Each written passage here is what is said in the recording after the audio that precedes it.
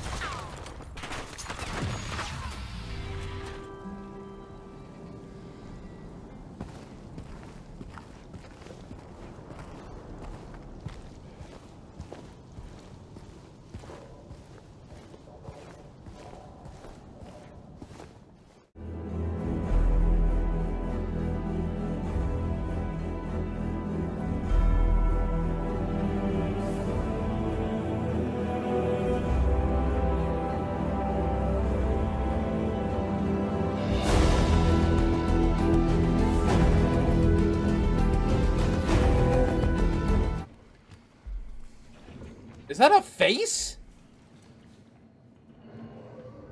Jesus. What the fuck's happening? That is fucking disgusting. The eye's moving! The eye's moving! At number 10, I have Still Wakes the Deep, a first-person psychological horror game that really caught me by surprise because I didn't have really any expectations going in, but as a lover of horror games and stuff of that genre, I was really interested to check it out, and luckily it surpassed all of my expectations. This game takes place on an oil rig with no way of escape as an entity has taken over the rig, leaving you feeling isolated and alone. This is very inspired by the movie The Thing, which is pretty clear as you get further into it, and this mysterious entity just starts taking over other characters and turning them into bloodthirsty monsters trying to hunt you down and kill you. Fucking thing's locked. Jesus fucking Christ! What the fuck?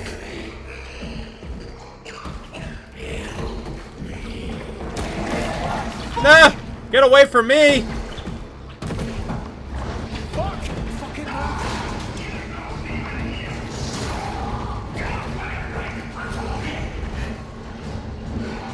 I'm gonna go here, I'm gonna go here, I'm gonna go here. Run away from him! He's fucked up in the head!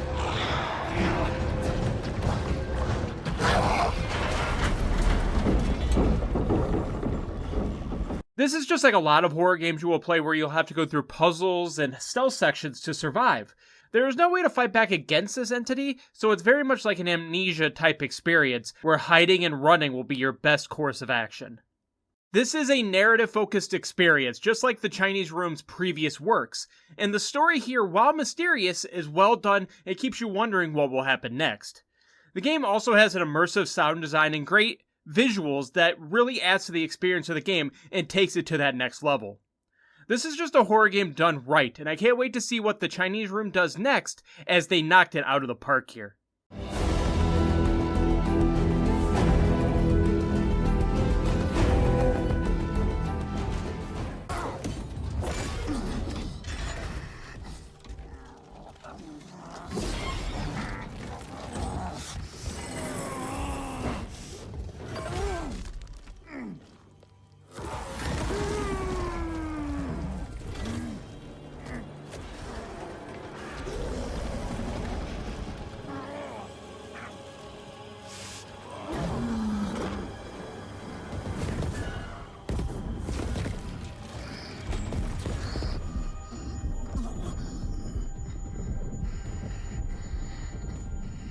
At number 9, I have Warhammer 40k Space Marines 2.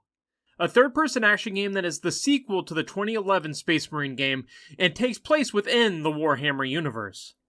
The game is a blend of hack and slash, melee, and rage combat depending on what you prefer and what the level calls for.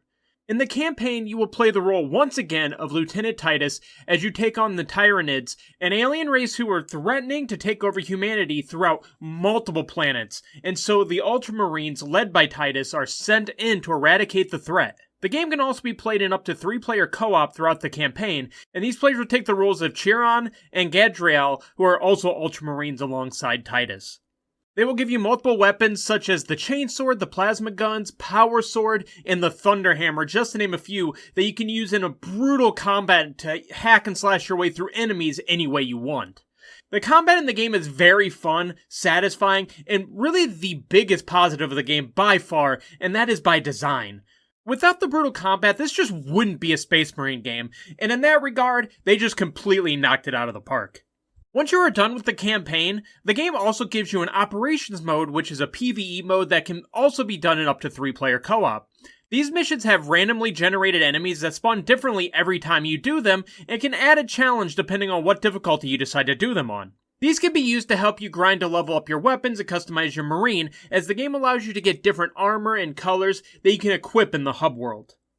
They will also be adding more operations as the seasons go on, so for anyone who really enjoyed the operations, you have that to look forward to. But the content does not stop there, as there is also an Eternal War mode, which is a 6v6 PvP multiplayer mode with 3 different modes that you can play if that is something that is more your style. Mix that with the upcoming Horde mode that is coming out in 2025, and there's just so much content and carnage to look forward to down the line, and I cannot wait to play it.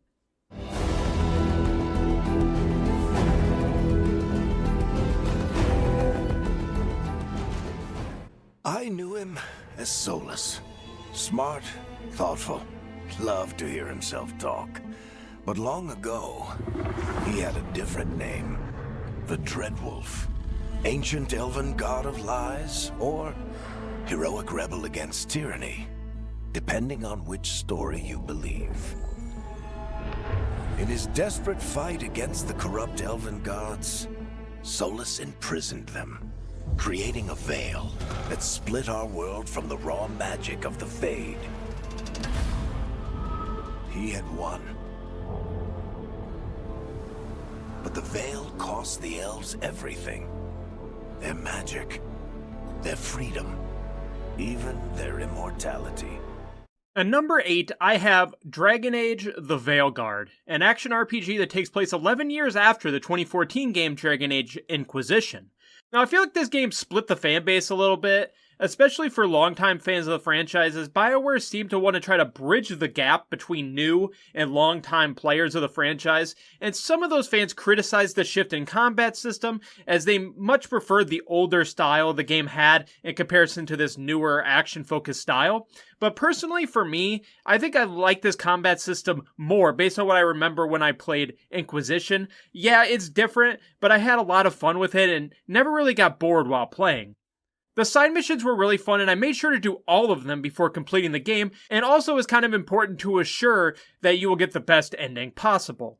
And while people's opinions on the companions may vary from person to person, the companion missions themselves may have been done as well as any BioWare game I have played, in my opinion, as they span the entirety of the game in a string of missions for each companion, and I hope that this is something that they adopt into the next Mass Effect when that does happen, as they were really well done.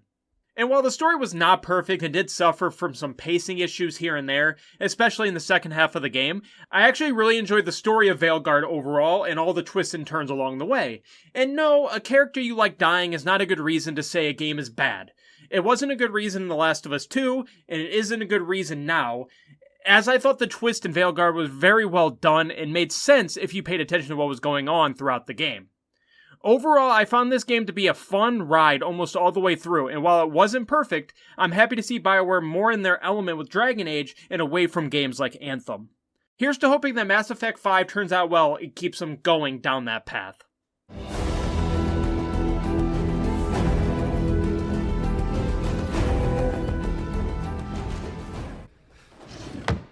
You're forgiven. Father, wait, I didn't confess yet. All right, let's get this over with. Father, forgive me because I've sinned. I had an affair with my mother-in-law. It's all right. Just say 3 Hail Marys. No, Father, you don't understand. My wife is expecting a child, and I fear that. What? Yeah. Let me finish, please.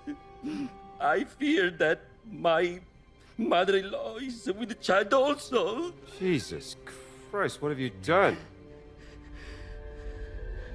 Wait. You are not a priest.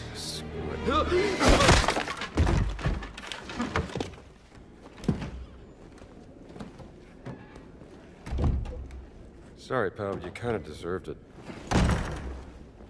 At number 7, I have Indiana Jones and the Great Circle.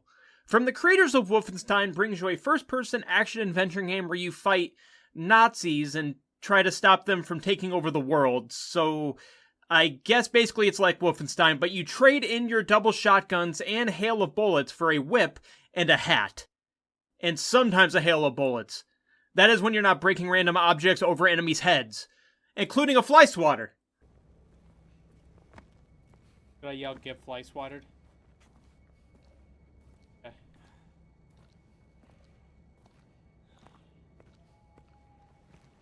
Get fly swattered! Oh. Time to shine. Well, it broke on impact, that's for damn. Indiana Jones and the Great Circle finally brings Indy to life in a great way, and I enjoyed almost every moment with it. The story is well done, I enjoyed all the vast varieties of locations you get throughout the game, and the main side missions were both fun and sometimes hilarious.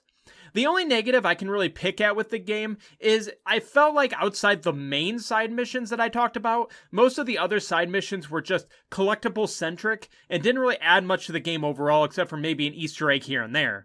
But outside that, this was an incredible Indiana Jones game with a lot of twists and turns along the way. I really did enjoy the combat in the game overall. The melee combat took some time to get used to, but once I got used to it, I had a lot of fun with it, including the whip sounds Indy makes when the punches land.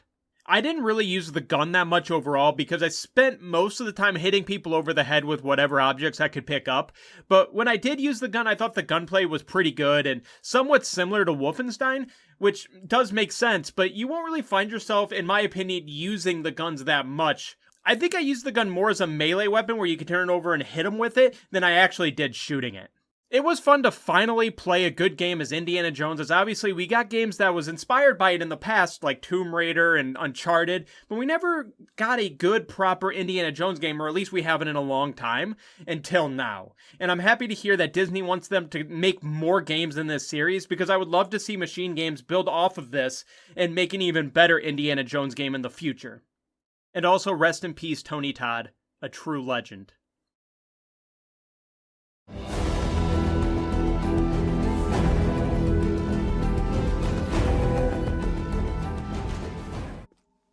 You dreamt of utopia.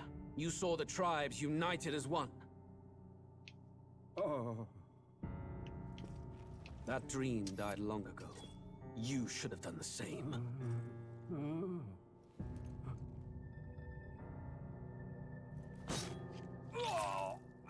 Your kingdom will perish alongside you.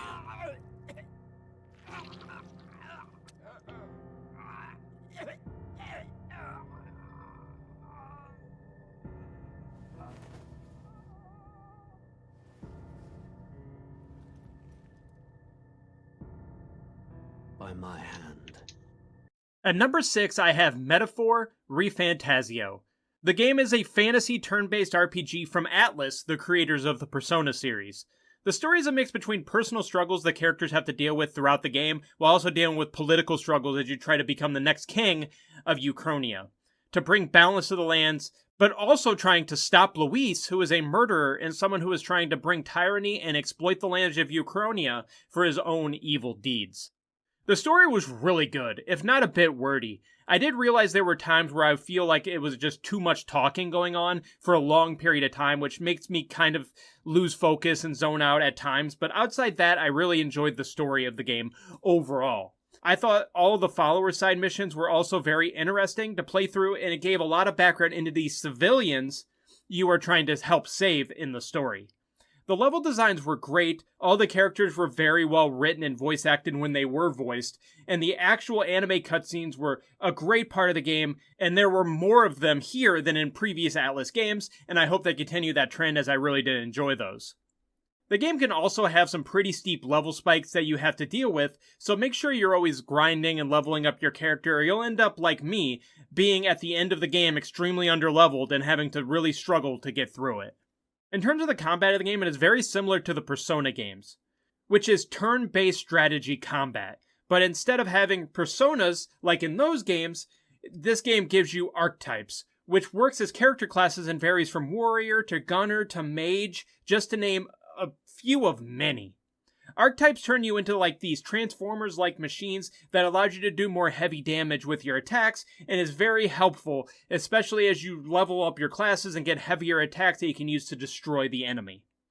Since I love the combat in Persona 5, it is no shock that I also really enjoyed the combat in this game and really almost everything else the game brought to the table, and I can't wait to see what Atlas makes next, as I know it'll most likely be another banger competing for Game of the Year.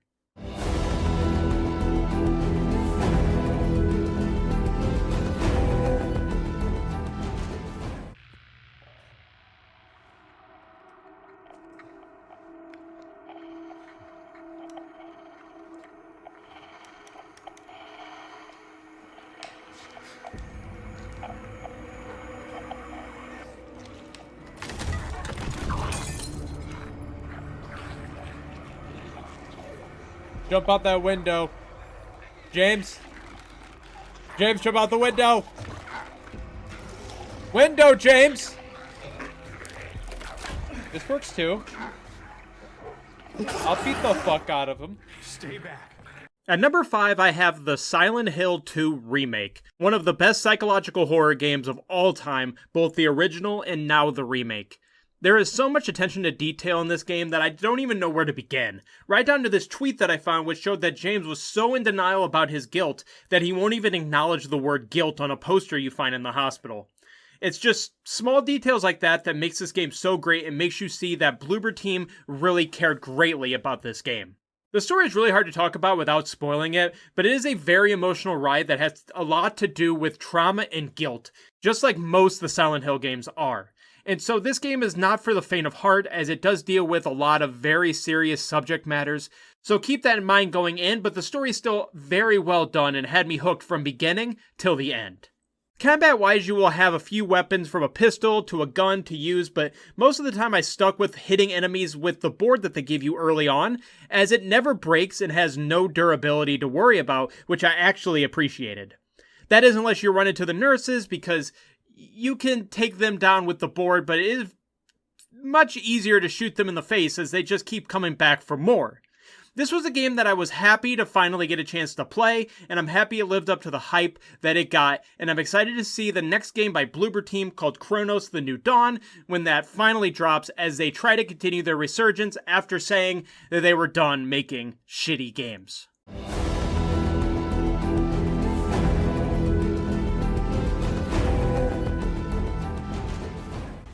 But dear, I did want to talk about Bryce.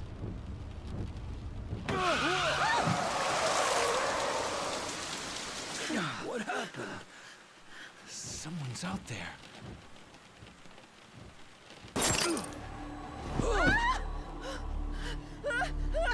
No!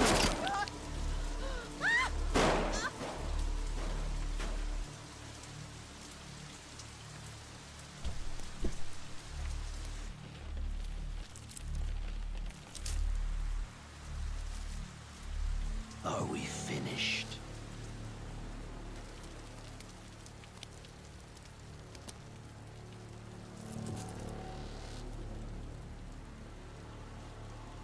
Time for your reward.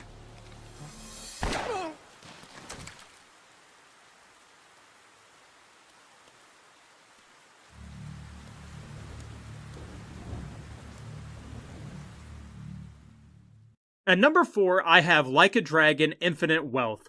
Like a Dragon, which was once called Yakuza, is one of my favorite franchises of all time, and because of that I was really looking forward to Infinite Wealth. And I'm happy to announce that Ryoge Kotaku Studios knocked another one out of the park. They took a huge risk in 2020 when they switched from beat-em-up combat to a turn-based combat with Yakuza Like a Dragon after decades of the same combat system. But they did a great job there, and then they found a way to do an even better job here. The best part about the game outside the amazing story is they finally took us out of the same streets of Japan and put us in a new location in Hawaii. This allowed them to do cool new things with the story and side missions that doesn't rotate around the same groups of Yakuza that we know from previous games. And it wouldn't be a Yakuza game without the batshit crazy side missions, and they got those here in waves. Right down to the game having their own Animal Crossing style island that you have to clean up and build into a 5-star resort, while also fighting off pirates that are trying to use the island as a garbage dump. Between that and other mini-games such as delivering food on a bike, batting cages, and the craziest of all, Mismatch, where you have to play a mini-game to try to develop Ichiban skills with a woman via a phone dating app, which causes you to go on a date with actual people in-game, not just voice actors. 我们终于见面了呢！别看我这样，我可是很擅长帮人加油打气的哦。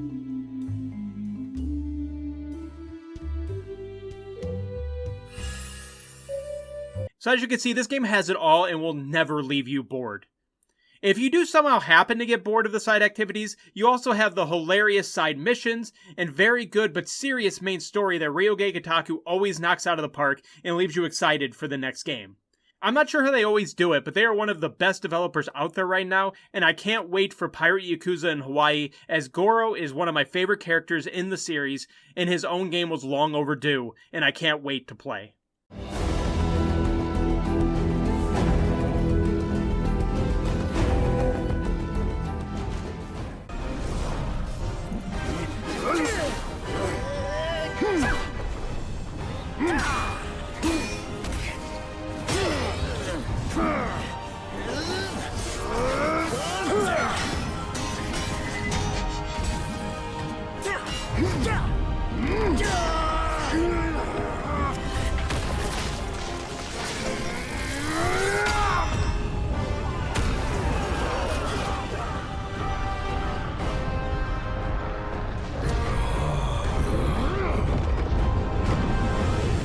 At number 3, I have Black Myth Wukong, probably one of the more surprising games of the year.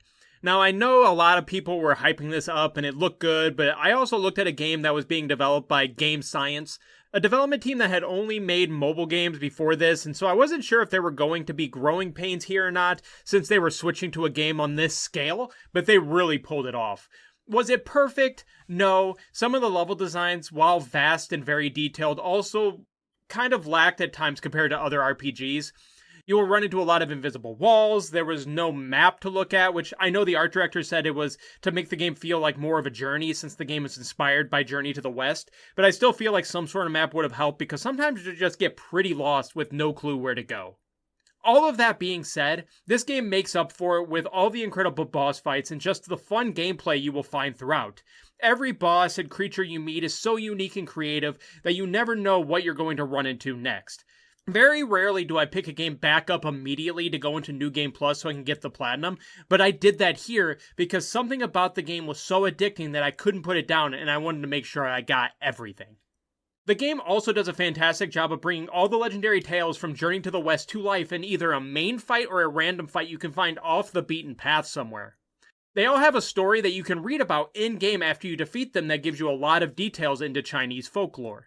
It is a very detailed and fun game that some people couldn't get into because it could be more of a boss rush at times, but for me, it was a really fun experience, one of the best games of the year, and with the DLC being rumored for 2025, I can't wait to jump back in.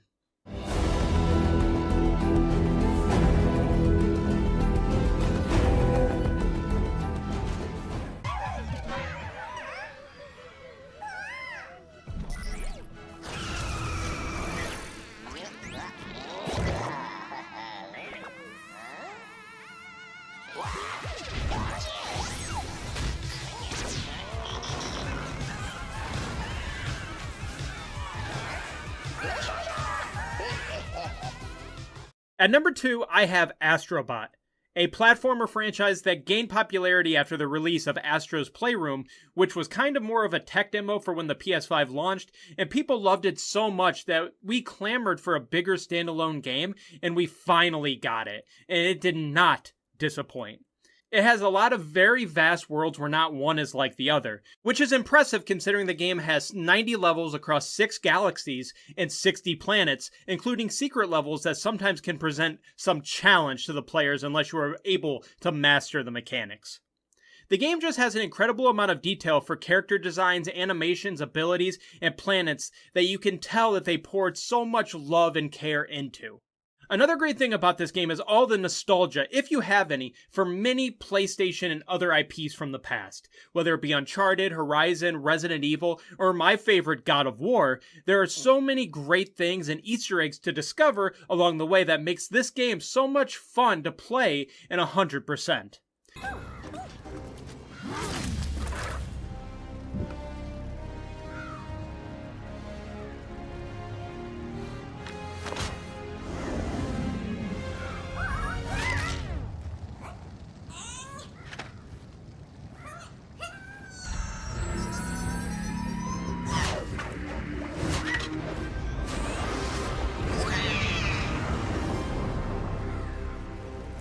Especially when you get to the IP-themed worlds such as God of War, as being able to wield the axe again, but in Astrobot form, is so much fun and made me want to jump right back into God of War again.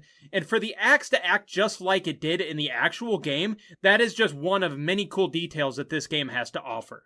This is just a game that I cannot recommend enough, and not just for kids, but for people of all ages. It's worth your time to pick up and play.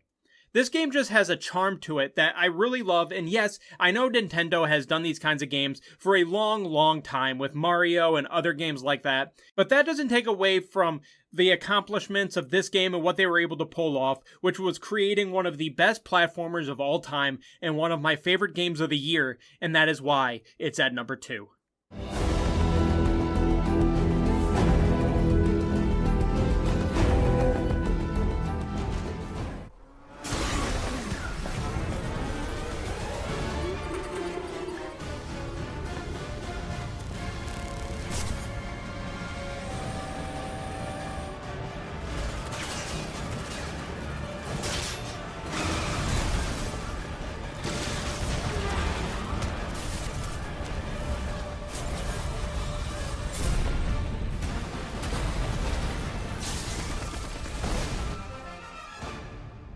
I'm waiting, Cloud.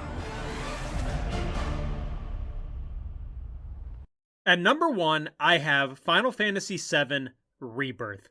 Just an incredible game with an incredible story that was fun all the way through, and I was sad to see it end.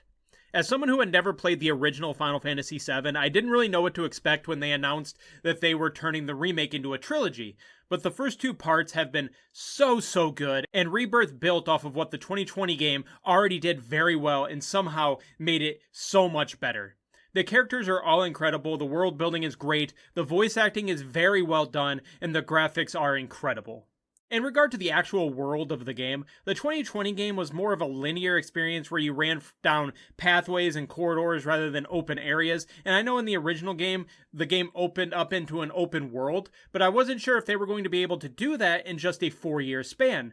But when they announced they were going to do like a more open world, open zone kind of game, I was hoping for the best, and luckily, in my opinion, they knocked it out of the park in that regard. And because the game is more open and allowed for more exploration and a more vast variety of side missions and mini-games that you can do throughout the game, that adds so much fun. And because the game is more open, it allowed for more exploration and a more vast variety of side missions and mini-games that you can do throughout the game that adds just so much more fun to the overall experience. In terms of the gameplay, it also built off of the foundation that the 2020 game had already built and made it even better. The game also expanded the companions and expanded the abilities by adding new limit breaks and skill trees, which added more customization that you can add to each character, which allows for a vast variety of combos that can be used in combat, which is what a sequel should do. The game was just everything I envisioned the sequel would be, and between this and Silent Hill 2, these are examples of what happens when a remake is treated with love and attention to care and detail that it deserves. And because of that, I can't wait to see what the third and final game in this series has in store for us, and it will for sure be my most anticipated game of that year, whatever year that may be. And that is my top 10 games of 2024. Now, there were other games that almost made the list that didn't quite make it, like Stellar Blade and Dragon's Dogma 2. I really enjoyed those two games a lot, but these were the 10 games I felt like I enjoyed the most this year. It could vary from person to person, so let me know in the comment section below what your top games are, what your top 10 games are, top 5, whatever you want to do. But these were my personal top 10 games of 2024. But yeah, let me know what you thought in the comment section below. But that is going to do it for this video. Thank you guys so much for watching, and I'll see you in the next one. Bye, guys.